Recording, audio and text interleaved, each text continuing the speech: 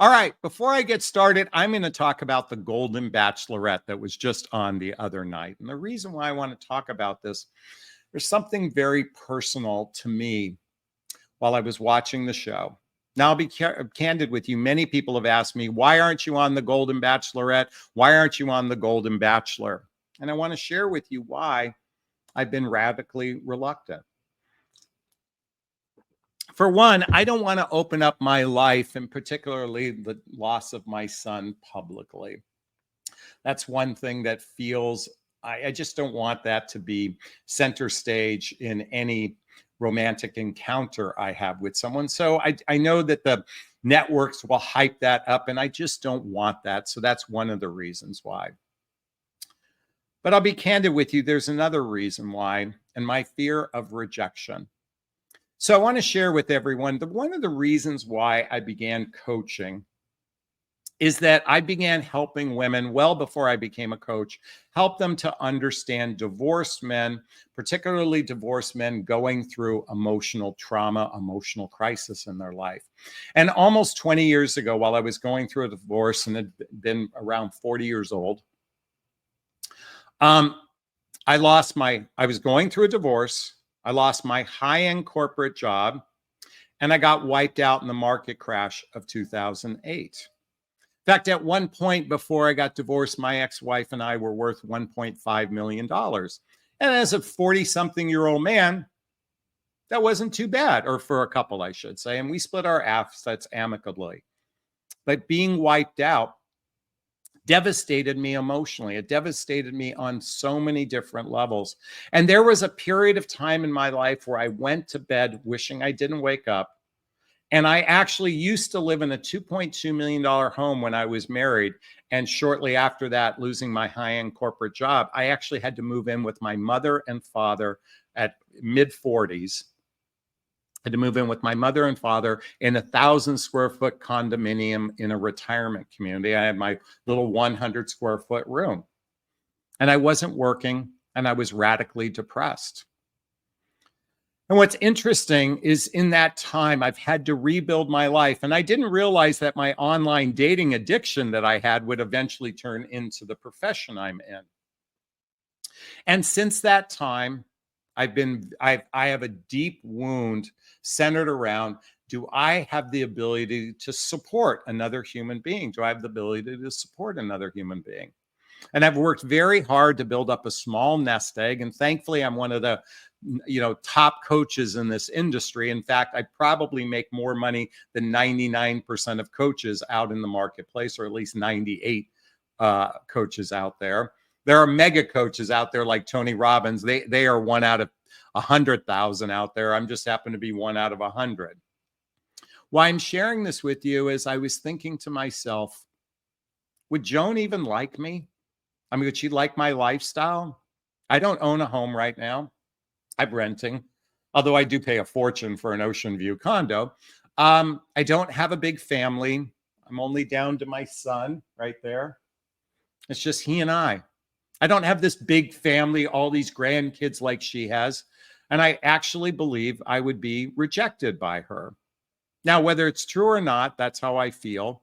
But I also feel that same way that I'd be rejected by a lot of women out in the dating marketplace because I don't have the financial resources to support someone. Do you realize that that's one of the primary reasons why men aren't capable of commitment? They don't feel like they have the resources to support someone else. See, we have this traditional narrative that men are the provider protectors and they have to pay for everything. You know, I've gone through some heavy duty tragedies in my life, and I've had to rebuild my life in a way that wasn't financially speaking, but emotionally speaking. And my point is, and by the way, I'm not suggesting that Joan is superficial. I'm just saying this is my fear, but it's not my fear for her. It's my fear for anyone. See, believe it or not, men have insecurities and fears. But Jonathan, I'm only attracted to confident men. I need to have a confident man, and he plans and pays for dates, and he does all these things. You know, a lot of men are scared.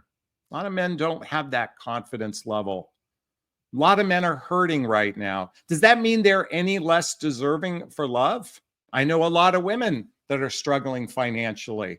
They're hurting right now. Does that mean they're any less deserving for love? See, sadly, we have these precepts, these perceptions that or expectations that must be filled because we don't focus on a person's heart. We oftentimes focus on the exterior facets of a person. I'm just merely sharing that this is my insecurity. And guess what? It's shared by millions and millions of men. See, I was watching The Golden Bachelor, and the top 3 guys have big families and lots of children. And, Pascal has his entire workforce out there. And I felt rather small in that moment. I felt like I'd invite someone into my home and it's just me and my son. Yeah, I have my sister, my brother, but they're off doing their own things. And I feel like I wouldn't be able to compete. And I'm just sharing with you what's going on the inside. See, when we get granular to what's happening in a person's heart, oftentimes we can have more compassion. But I wouldn't want to be judged by the United States of America, or at least the television public, for not having this substantial life like everybody has on that show. And I'm just sharing with you how it feels on my end.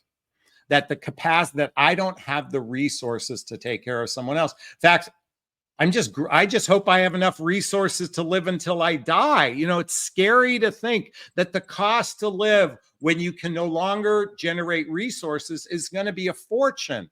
This is a real issue that we have to deal with. See, had I stayed with if I'd stayed with my ex-spouse, and I will take 100% ownership for being a jackass in that marriage. But if we'd stayed together, and if I didn't lose my high-end corporate job, I might be worth $5 million right now. I wouldn't need to be on The Golden Bachelor.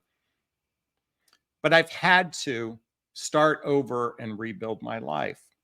And I fear being rejected, that I don't have as much as someone should have at this stage in their life. And I'm just sharing with you what's going on the inside.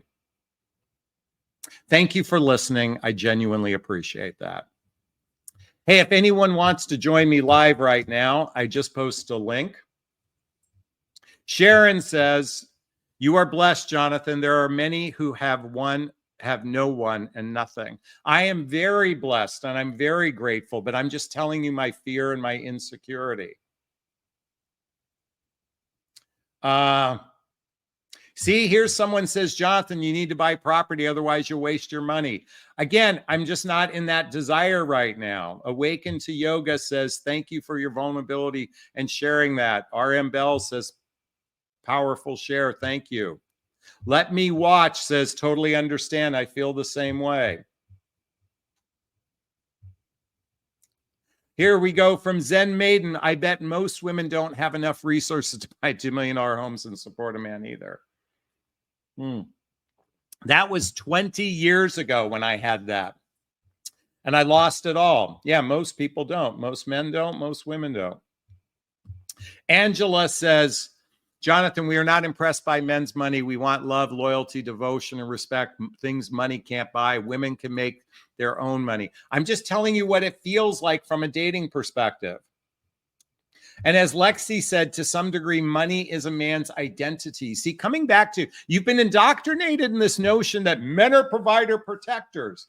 Do you realize that's a reflection of our identity? And if we, by the way, if we don't physically feel like we can protect you against, threats. By the way, do you know most men couldn't fight their way out of a paper bag? I'm 6'2". I weigh 200 pounds. I have never gotten in a fight in my life. If you needed protecting, we're fucked.